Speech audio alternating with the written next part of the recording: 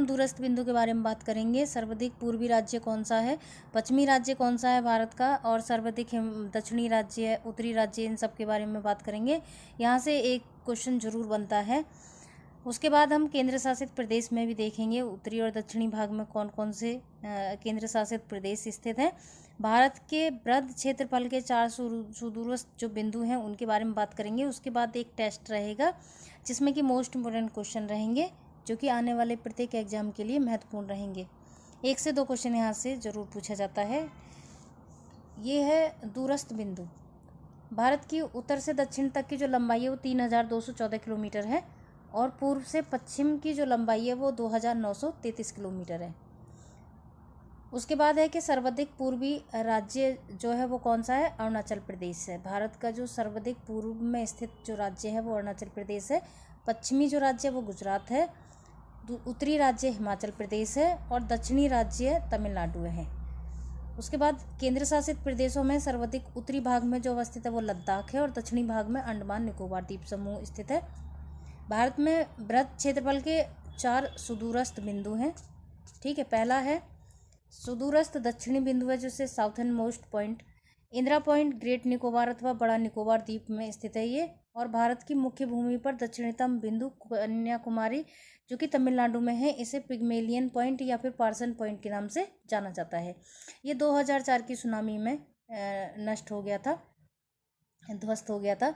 उसके बाद है सुदूरस्थ उत्तरी बिंदु है northern most point Siachen glacier के निकट है ये इंदिरा कोल जो कि लद्दाख में है। ठीक है, कौन सा है, इंदिरा कोल। सुदूरस्थ पश्चिमी बिंदु यानी कि वेस्टर्न मोस्ट पॉइंट ये गुहार मोती है जो कि गुजरात में है। सुदूरस्थ पूर्वी बिंदु यानी कि ईस्टर्न मोस्ट पॉइंट ये किबिथु है, अरुणाचल प्रदेश में स्थित है। मोस्ट इम्पोर्टेंट है, ये क्वेश्चन पूछे भी जा चुके हैं यहाँ से। तमिलनाडु राज्य में अवस्थित कन्याकुमारी भारत की मुख्य भूमि पर अवस्थित दक्षिणतम स्थल है। तमिलनाडु राज्य में जो स्थित है कन्याकुमारी, वो भारत की मुख्य भूमि पर स्थित कौन सा राज्य के कहाँ किस दिशा में स्थित है, दक्षिण दिशा में, यानी कि सबसे ज़्यादा दक्षिणतम। कन्याकुमारी जिसे केप कमोरिन के नाम जानते हैं, भारत का यह स्थान है जहाँ बंगाल की खाड़ी, अरब सागर और हिंद महासागर मिलती हैं। ठीक है, उसके बाद महत्वपूर्ण क्वेश्चन है ये। पहला क्वेश्चन है भारत का सुदूर दक्षिणी बिंदु कौन सा है, तो इसका आंसर हो जाएगा सी, इंदिरा पॉइंट। दूसरा क्वेश्चन है भारत का दक्षिणतम बिंदु कहाँ है, तो दक्षिणतम बिंदु जो हो जाएगा वो है कहाँ है, पूछा है, स्थान पूछा है, यानी कि ये कहाँ है, तो ये है बड़ा निकोबार में। ठीक है, इसका आंसर हो जाएगा बी। तीसरा क्वेश्चन है भारत का दूरस्थ दक्षिण में इंदिरा पॉइंट निम्नलिखित में से कहाँ स्थित है, तो इसका आंसर हो जाएगा ये है बड़ा निकोबार में, यानी कि इसका आंसर हो जाएगा सी। ठीक है, बड़ा निकोबार, इसका आंसर हो जाएगा सी।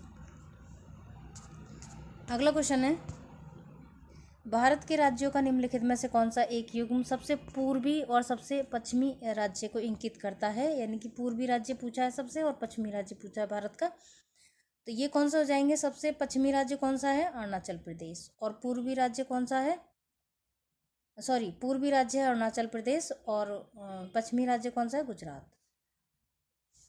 ठीक है, अगला क्वेश्चन है